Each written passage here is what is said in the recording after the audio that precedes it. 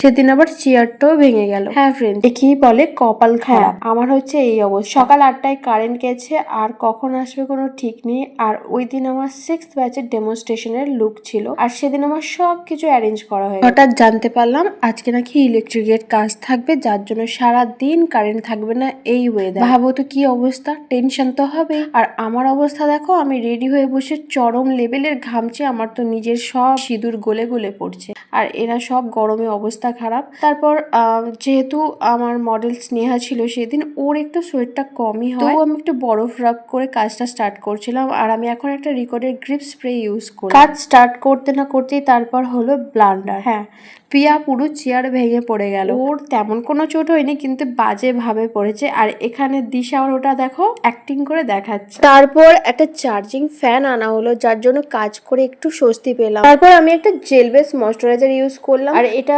ভালোভাবে অ্যাপ্লাই করার পর আমি একটা এসব বেস রিকর্ডের প্রাইমারটা ইউজ করলাম। আর এটা অ্যাপ্লাই করার পর আমি আইব্রোটা ড্র করে নিলাম, আর ভালোভাবে আইব্রোটা সেট করছি। আর সেদিন যেই টাইমে আমার কাজ মিটেছিল, যদি কারেন্ট থাকতো আমার তো পুরো লুকটা আমি দুটোর মধ্যে ডান করেই ফেলতাম, কিন্তু সেটা পসিবল হলো না। এই অবস্থায় আমি কোনো রকমের বেসটা করে ফেললে কোনো রকম ভাবে আমি হেয়ার স্টাইলটা করতে পারতাম না। তারপর ঝটপট করে আই মেকআপটা স্টার্ট করলাম, আর এই আই মেকআপটা আমি খুব সফটের উপরে করেছিলাম। আজকের লুকটা নিয়ে আমি একদম সফট অ্যান্ড সেটেল লুক ভেবেই রেখেছি, কারণ আমি বেশি কিছু লাউড চাইছি না, যতটা পারবো একদম সিম্পলিসিটি, একটা স্নিগ্ধ ব্যাপার চাইছিলাম। তারপর আমি আমার আই মেকআপে ডান করে বেসটা করতে শুরু করেছি। আমি আমার ক্লাসে সমস্ত রকমের আই মেকআপ যত ট্রেন্ডিং এ চলছে সমস্ত কিছু দেখানো অলরেডি হয়ে গেছে। ওরা ওদের এক্সামের জন্য যে লুক ডিসাইড করেছে তার প্রিপারেশন অলরেডি শুরু হয়ে গেছে। সবাই different different eye makeup, hair style এবং লুক সেট করে নিয়ে, আর খুব ভালোভাবে ওরা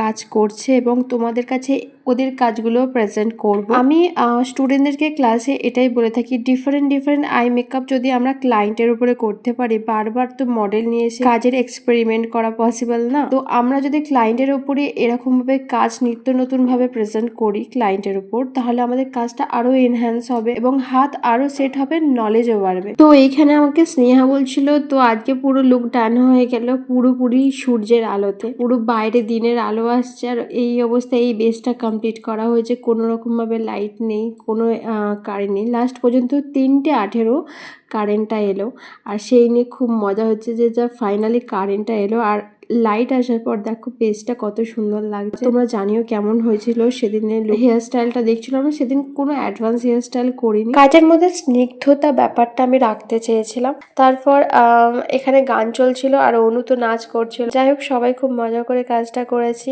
ওরাও খুব পছন্দ করেছে এই লুক। তোমরা কিন্তু জানিও তোমাদেরও কেমন লাগলো। আর স্পেশালি আমার স্নেহার সঙ্গে কাজ করে খুবই ভালো লেগেছে, খুব মিষ্টি একটা মেয়েও। আর এই লুকটা তোমাদের কেমন লেগেছে জানিও। আর আমাদের নেক্সট মান্থে আমাদের নতুন ব্যাচ আবার শুরু হচ্ছে। যারা যারা আমার সঙ্গে যোগাযোগ করেছিলে অ্যাডমিশনের জন্য বা করতে চাও, তারা অবশ্যই যোগাযোগ করো আমার সঙ্গে। আমাদের নেক্সট মান্থে আবার নতুন ব্যাচ শুরু করব। আমাদের এই কোর্সের মধ্যে bridal makeup, advance hair style এবং বেসিক কলকাটা অ্যাড করা হয়েছে। যারা যারা আমাদের এই কোর্সে জয়েন হতে চাও ঝটপট যোগাযোগ করো। অ্যাফোর্ডেবল প্রাইস থেকে শুরু করে সমস্ত ধরনের প্রোডাক্ট নলেজ দেওয়া হয়, যার যেরকম বাজেট সেই অনুযায়ী এই প্রফেশনে এসে সুন্দরভাবে কাজ করতে পারবে এবং বাজেট অনুযায়ী নিজেদের প্রোডাক্টের একটা প্যাকেজ করে অবশ্যই তোমরা কাজটা শুরু করতে পারবে। আর সেইভাবেই তোমাদেরকে তৈরি করে দেওয়া হবে এবং বিজনেস কিছু নলেজ দেওয়া হবে। তো সেদিন ওরা আমাকে লাইটস ধরে খুব হেল্প করেছিল, আর শ্যুটটা সত্যি বলতে খুব ভালোভাবে শেষ পর্যন্ত মিটলো। আর ওদের সঙ্গে আর জাস্ট কয়েকটা দিন এই ব্যাচটা তো শেষ হয়ে এলো। আরও কিছু নতুন স্টুডেন্টদের সঙ্গে আবার দেখা হবে, আবার শুরু হবে। আর এই কাজটা তোমাদের কেমন লেগেছে জানিও কিন্তু।